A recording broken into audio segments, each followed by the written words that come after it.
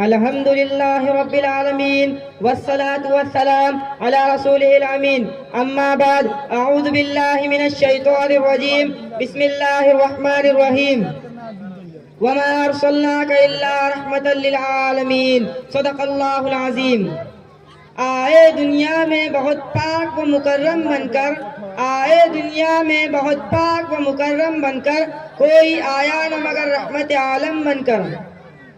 حضرات، میں عجیب کشمکش میں مبتلا ہوں کہ سیرت طیبہ تو ایک لامحدود سمندر ہے اور میری ملکیت میں ایک چھوٹا سا خالی کوزہ ہے.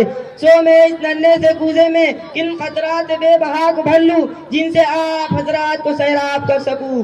تو دل کے نہا کانوں سے صدا آئی کہ مذکورہ والا آیت کریمہ کے مطابق آپ حضور صلی اللہ علیہ وسلم کے صبر و تحمل اور عفو و درگزر کے چند قطرات کرم ہی کو لوں جن سے اس قضا رسیدہ چمن میں باد بہاری لوٹ آئے اور اخلاقی قدروں کے پھول کھل جائے.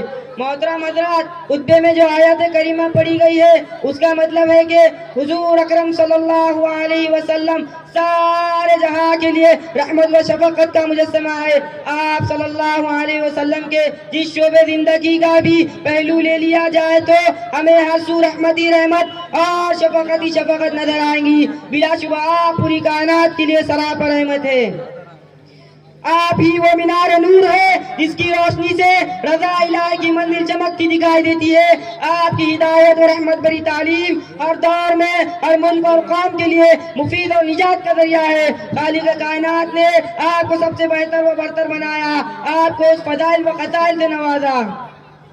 حضرات، دور جہالت کو خیر القرون کا لباس عطا کرنا، پورے عالم کی طاقت و قوت کا مقابلہ اپنے عزم کامل اور جواں ہمت سے کرنا اور ان کو اپنے رنگ میں رنگ ڈالنا کوئی معمولی اور آسان کام نہ تھا. اور خصوصاً اس دور میں جبکہ اپنے وہ بیگانے مرد و عورت، اہل مکہ اور اہل طائف سب آپ صلی اللہ علیہ وسلم کے جانی دشمن بن چکے تھے. چنانچہ آج بھی کتب سیرت کے وہ ابواب جن میں آپ صلی اللہ علیہ وسلم کے تکالیف کا ذکر ہے آپ کے شدائیوں کو بے چین اور آپ کے فدائیوں کو بے قرار کر دیتے ہیں. ان کے پڑھنے سے رونگٹے کھڑے ہو جاتے ہیں، آنکھیں اشکبار ہو جاتی ہے اور جذب فدائیت کا لا امتناعی سیلاب امٹ آتا ہے. جب طائف کے سنگ دل مکینوں نے گلستان وحدت کے ایک شگفتہ پھول کو اپنے ظالم و جابر خوری پنجوں سے مچلنے کی ناکام کوشش کی تھی، اس طور پر پہ آپ پر سنگباری کی گئی تھی جس کے باعث آپ کا جسم آتر آلود خون ہوا تھا. یہ عرض خاکی گواہ ہے کہ جب حبیب خدا کے لولہان ہونے کا منظر خدا نے دیکھا تو حکم دیا جبرائیل جاؤ اور ان دشمنان کو پہاڑوں کے درمیان پیس ڈالو. لیکن وہ معصوم ذات سراپا مجسمہ اخلاق تھی، وہ مظلوم شخصیت پیکر صبر و استقلال تھی، وہ بلند ہستی جو عفو و تدبر کا نمونہ تھی، وہ انسان آدم جس کے پاس اینٹ کا جواب پتھر نہیں بلکہ پھول تھے. گالیوں کے بدلے جس نے دعائیں دی تھی، اس نے خون آلود حالت میں جو کلمات کہے وہ سنہرے اس سے لکھنے سے قابل ہے. حضرات، ان حالات میں بھی زبان رسالت یوں گویا ہوئی کہ یا رب ذوالجلال ان کو معاف کر دے، یہ لوگ نادان و ناسمجھ ہے، یہ لوگ آج میری باتیں نہ مانی بھی تو کیا ہوا، ان کی اولاد تو مانیں گی. یا خدا ان کو سمجھ بوجھ عطا کر، ان پر رحم و کرم کر، ان کو توفیق اور ہدایت دے.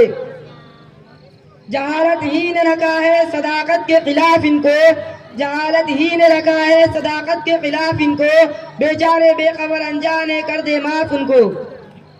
چنانچہ جب مکہ فتح ہوا تو ایسے ایسے لوگ آپ کے سامنے سر جھکائے کھڑے تھے جنہوں نے آپ کو تکلیف پہنچانے میں کوئی کسر نہ چھوڑی تھی. ان میں وہ بھی تھے جو راہ مبارک میں کانٹے بچھایا کرتے تھے، وہ بھی تھے جو آپ پر ایمان لانے والوں کو تپتی ہوئی ریت اور جلتے ہوئے انگاروں پر لیٹایا کرتے تھے، وہ بھی تھے جو مسلمانوں کو مکہ کی گلیوں میں گھسیٹا کرتے تھے، وہ بھی تھے جو خون رسالت سے اپنی گندی پیاس بجھانا چاہتے تھے. وہ بدبخت بھی تھا جس نے گردن مبارک پر اونچڑی ڈالی تھی، وہ شقی بھی تھا جس نے بہت ہی دردناک طریقے سے آپ کے دندان مبارک شہید کیے تھے. حضرات، آپ کی جگہ کوئی اور فاتح مکہ میں داخل ہوتا تو اس کے قرض و فر اور غرور انتقام کی کوئی انتہا نہ ہوتی. وہ بڑی شان و شوکت اور جاہ و جلال کا مظاہرہ کرتا. اس کے برعکس آپ نے عاجزی و انکساری کا ایسا مظاہرہ کیا کہ دنیا اس کی نظیر پیش کرنے سے قاصر ہے۔ کیا یہ قابل دید نظارہ ہوگا کہ سب مجرمین سر جھکائے دست بستہ کھڑے ہیں اور مسلمانوں کی 10,000 تلواریں شہنشاہ عرب و عجم کے ایک اشارے کے منتظر ہیں کہ حکم ہو تو ان کے سرطن سے جدا کر دیے جائیں گے۔ لیکن رحمت للعالمین صلی اللہ علیہ وسلم نے فرمایا گھبراؤ نہیں، مکہ کی ماں سے کہہ دو تمہاری ممتا نہیں لوٹی جائیں گی، تمہاری گودیں نہیں اجاڑی جائیں گی۔ مکہ کی بیویوں سے کہہ دو تمہیں بیوہ نہیں کیا جائے گا۔ مکہ کی بہنوں سے کہہ دو تمہارے دوپٹے نہیں اتارے جائیں گے، تمہیں رسوا نہیں کیا جائے گا۔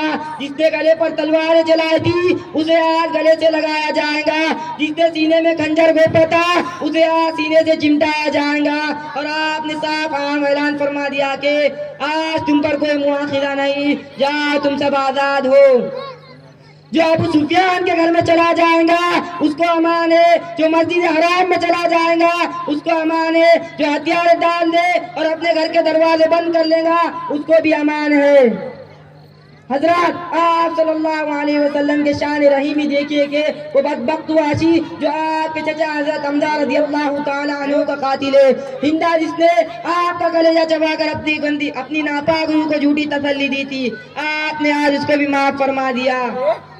یہ تھا آپ کا ظرف عالی اور یہ تھا آپ کے اخلاق حسنہ۔ کیا آپ کے علاوہ کوئی اور ایسا نظارہ پیش کر سکتا ہے؟ نہیں، بالکل نہیں۔ محترم سامعین، ذرا دل پر ہاتھ رکھ کر جائزہ لیجئے کہ جن کے ہم نام لیوا ہے کیا ہمارے اعمال و افعال کسی بھی شعبے زندگی میں ان سے مکمل میل کھاتے ہیں؟ اگر جواب نہیں میں ہے تو ہمیں فکر کرنی چاہیے۔ آخر میں اللہ سے دعا کرتا ہوں